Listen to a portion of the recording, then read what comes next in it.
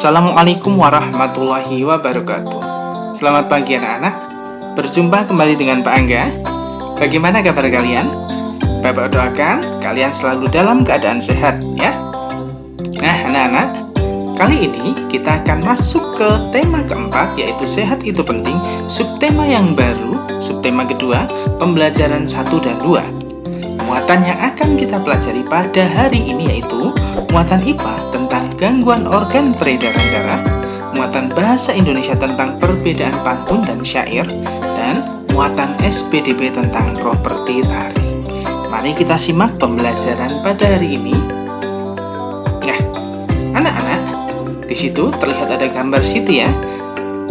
Manusia rentan dengan berbagai macam gangguan pada organ tubuhnya, di antaranya gangguan pada organ peredaran darah. Apa penyebab gangguan pada organ peredaran darah manusia? Apa saja jenis gangguan pada organ peredaran darah manusia? Kemudian di bawahnya ada pantun. Di situ, kamu di sini aku, bergandeng tangan bersukaria. Sehat selalu ini badanku, karena rajin berolahraga. Pantun keduanya, si Nona mengayuh sepeda, di dahinya penuh peluh. Wahai anak-anak muda, sehat itu pasti kamu. Apa makna pantun di samping? Makna pantun pertama tentang mahalnya kesehatan tubuh manusia. Demikian juga pada pantun kedua yang bermakna himbauan untuk berolahraga. Nah, dapatkah kamu membuat pantun yang makna atau isinya tentang pentingnya menjaga organ peredaran darah agar terhindar dari gangguan kesehatan? Contoh pantun yang isinya tentang menjaga organ peredaran darah adalah sebagai berikut. Sinar matahari cerah memancar, berpencar ke arah bagian bumi. Jika sirkulasi darah lancar, terhindar dari gangguan jantung. Ya, darah adalah bagian tubuh manusia yang berfungsi untuk mengedarkan oksigen dan sari-sari makanan ke seluruh tubuh. Darah merupakan komponen penting di dalam tubuh yang mempengaruhi semua kinerja organ tubuh. Oleh karena itu, organ peredaran darah seperti jantung dan pembuluh darah hendaknya dijaga kesehatannya. Tahukah kamu penyebab terjadinya gangguan pada organ peredaran darah manusia? Seperti yang kalian lihat, ada Siti, Lani, dan temannya sedang melihat majalah atau surat kabar atau internet ya, yang mencangkup atau mengenai tentang gangguan organ peredaran darah manusia. Mereka ingin mengetahui berbagai penyebab terjadinya gangguan organ peredaran darah manusia ya. Organ peredaran darah manusia. Nah anak-anak, sebelum kita ngomongin atau berbicara lagi tentang gangguan organ peredaran darah, maka alangkah baiknya kita ingat lagi tentang organ peredaran darah manusia. Sebelumnya di subtema 1 kita pernah membahas tentang organ peredaran darah manusia. Ada 2 ya. Yang pertama adalah jantung. Jantung terletak di rongga dada dan di atas diafragma. Ya. Jantung terdiri atas beberapa bagian. Yang pertama adalah perikardium atau pembungkus jantung, miokardium atau otot pada jantung, dan endokardium atau pembatas ruang pada jantung. Ya. Kemudian jantung dibagi menjadi 4 ruangan. Yang pertama adalah atrium kanan atau kalian bisa sebut ini adalah serambi kanan. Kemudian ini adalah ventrikel kanan atau bilik kanan. Kemudian atrium kiri, serambi kiri, dan ventrikel kiri atau bilik kiri ya. Kemudian di antara 4 bagian tersebut, bagian bilik kiri inilah yang otot-ototnya atau miokardiumnya itu lebih tebal ya. Karena bagian bilik ini berfungsi untuk memompa darah ke seluruh tubuh maupun ke paru-paru ya. Fungsinya untuk memompa darah ya. Kemudian yang kedua adalah organ peredaran darah yang kedua, yaitu pembuluh darah. Pada peredaran darah manusia terdapat 3 pembuluh darah. Yang pertama adalah arteri ya. Kalau di pembelajaran di subtema 1 kita belajar tentang arteri yang paling besar, namanya adalah aorta ya. Arteri berfungsi untuk mengalirkan darah keluar dari jantung. Sedangkan vena yaitu fungsinya untuk mengalirkan darah menuju ke jantung. Sedangkan pembuluh darah yang ketiga adalah pembuluh kapiler yang fungsinya untuk menghubungkan pembuluh nadi terkecil atau arteriola dan ujung pembuluh darah vena terkecil atau venula ya. Nah, yang ketiga, darah. Sebetulnya darah di sini tidak termasuk dalam organ peredaran darah manusia, tapi fungsi darah tidak bisa dikesampingkan begitu saja ya. Walaupun tidak termasuk dalam organ peredaran darah, tapi darah berfungsi sangat penting dalam peredaran darah manusia. Ya, fungsi dari darah adalah sebagai berikut. Yang pertama adalah sebagai alat pengangkut sari makanan dan O2 ke seluruh tubuh dan sisa-sisa metabolisme ke organ ekskresi. Yang kedua, menjaga agar temperatur suhu tetap. Yang ketiga, mengedarkan air yang berfungsi untuk reaksi enzimatis atau untuk menjaga tekanan osmosis tubuh. Yang kelima, mengedarkan getah bening. Terus, menghindarkan tubuh dari infeksi dan menjaga kestabilan suhu tubuh. Dan yang terakhir adalah mengatur keseimbangan asam basa. Nah, setelah mempelajari tentang organ-organ peredaran darah, sekarang kita akan masuk pada penyebab gangguan organ peredaran darah manusia. Secara umum, penyebab gangguan organ peredaran darah manusia itu ada 6. Yang pertama adalah penyumbatan pembuluh darah dalam jantung, misalnya lemak. Kemudian, yang kedua adalah penyempitan pembuluh darah. Yang ketiga, terbentuknya kerak keras di bagian dalam dinding pembuluh nadi. Yang keempat, terlalu lama berdiri atau bekerja dengan menggunakan kaki. Yang kelima, terlalu lama duduk. Dan yang keenam adalah kurang mengkonsumsi makanan yang bergizi. Ya. Kemudian kita akan membahas tentang gangguan organ peredaran darah manusia. Ya. Secara umum, gangguan organ peredaran darah manusia dibagi menjadi 2. Yang pertama adalah non-keturunan dan keturunan.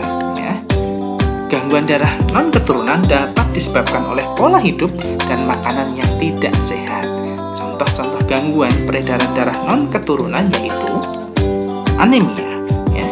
Anemia disebabkan oleh rendahnya kadar Hb atau hemoglobin di dalam darah. Ciri-ciri penderitanya adalah mudah lelah dan sering merasa pusing. Yang kedua adalah tekanan darah rendah atau bisa disebut sebagai hipotensi. Gangguan ini disebabkan terjadinya penurunan tekanan darah. Yang ketiga, tekanan darah tinggi atau hipertensi. Gangguan ini disebabkan naiknya tekanan darah yang diantaranya diakibatkan oleh penyempitan pembuluh darah. Yang keempat, kanker darah atau leukemia. Gangguan ini disebabkan sel-sel darah putih yang memperbanyak diri tanpa terkendali yang mengakibatkan sel darah putih ini memakan sel darah merah. Dan yang terakhir yaitu jantung koroner. Suatu gangguan jantung yang disebabkan oleh penumpukan lemak darah atau kolesterol pada arteri koronaria. Ya. Kemudian kita akan membahas gangguan peredaran darah yang disebabkan oleh faktor keturunan. Yang pertama ada hemofilia, yaitu gangguan yang disebabkan dengan adanya kelainan yang menyebabkan darah sulit membeku jika terjadi luka. Yang kedua adalah talasemia. Gangguan ini bentuk sel darah merahnya tidak beraturan. Hal ini menyebabkan daya ikat sel darah merah terhadap oksigen dan karbon dioksida menjadi berkurang. Usaha-usaha pencegahan terhadap gangguan peredaran darah ialah sebagai berikut. Yang pertama adalah memakan makanan yang bergizi. Yang kedua, olahraga yang teratur. Dan yang ketiga, tidur dan istirahat yang cukup. Ya. Tanda-tanda sirkulasi darah tidak lancar adalah ketika mengalami sesak napas, nyeri dada, dan sakit kepala. Sirkulasi darah yang tidak lancar juga sering menjadi penyebab sakit jantung dan stroke. Melancarkan sirkulasi darah dapat dilakukan dengan cara mudah, tetapi efeknya sangat besar bagi tubuh. Caranya adalah dengan membiasakan diri untuk lebih sering berjalan kaki atau berolahraga. Berjalan kaki setiap hari kurang lebih selama 30 menit setelah makan dapat melancarkan sirkulasi darah dan membantu proses pencernaan makanan dalam tubuh. Coba kalian ingat-ingat, adakah di antara kalian yang ketika kalian berangkat atau pulang sekolah dengan berjalan kaki? Tentunya jika rumah kalian dekat dengan sekolah ya. Ya, pastinya ada ya. Nah, anak-anak, ini adalah contoh pantun ibu guru yang membacakan pantun karena anak-anaknya tidak ada yang terlambat ya. Pergi ke toko membeli gitar. Gitar dipetik sungguh memikat. Murid ibu semua pintar, masuk kelas tanpa terlambat. Pantun kedua, pagi-pagi berolahraga, keliling kampung berlari-lari. Belajar itu perlu berdoa supaya kita berilmu tinggi. Ya, kedua puisi ini, ya, ini adalah contoh puisi lama. Ini masuk ke dalam pantun. Ya, nah, masih tahukah kalian selain pantun ada satu puisi lama lagi, yaitu syair. Nah, tahu syair itu apa? Ya, syair adalah puisi atau karangan dalam sastra Melayu lama dengan bentuk yang terikat yang mementingkan irama sajak. Syair berasal dari Persia yang sekarang namanya berubah jadi Iran dan telah dibawa masuk ke Nusantara bersama-sama dengan kedatangan Islam. Kata syair berasal dari bahasa Arab yaitu syukur yang berarti perasaan. Ciri-ciri pantun dan syair. Setelah kalian pada pembelajaran sebelumnya mempelajari tentang ciri-ciri pantun, sekarang kita akan bandingkan ciri-ciri pantun dan syair. Yang pertama, pantun bersajak ABAB, sedangkan syair bersajak AAAA. Ya. Yang kedua, pantun dalam satu baitnya terdiri atas 4 baris. Syair dalam satu baitnya juga terdiri atas 4 baris. Yang ketiga, setiap baris pada pantun ya, terdiri atas 8 sampai 12 suku kata. Sedangkan setiap baris pada syair terdiri atas 8 sampai 14 suku kata. Kemudian yang terakhir, 2 baris pertama atau baris 1 dan 2 disebut sampiran pada pantun seperti itu ya.